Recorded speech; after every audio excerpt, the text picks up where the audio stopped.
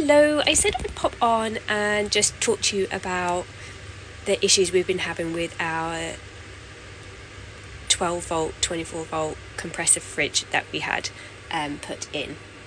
So we've been having trouble maintaining temperature between the fridge and freezer compartments. So we've got a freezer at the top and a fridge at the bottom. Yes, it's empty at the moment because we're doing some testing. So when we get our freezer to temperature, which needs to be at least minus 18 for food safety, the fridge goes too cold. So then when we adjust it slightly, the fridge gets to temperature, but then the freezer's too warm. So obviously we contacted Shoreline because it's still under warranty and asked for some help. So the first test they asked us to do was turn it all the way up towards the top and wait. So we came back the next morning and the freezer got to minus 30, the fridge got to minus 10. My understanding is that helped them understand that there was nothing wrong with the function of it getting cold and getting to temperature, and that there was no leaks or anything wrong with the functionality of it. So we kind of ticked that box away.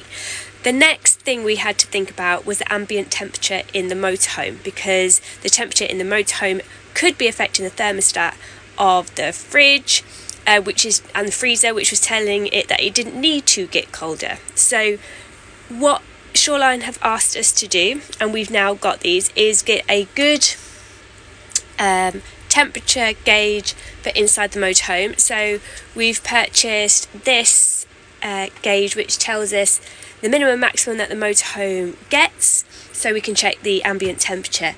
And it's nice and toasty in here, like 15.5 degrees.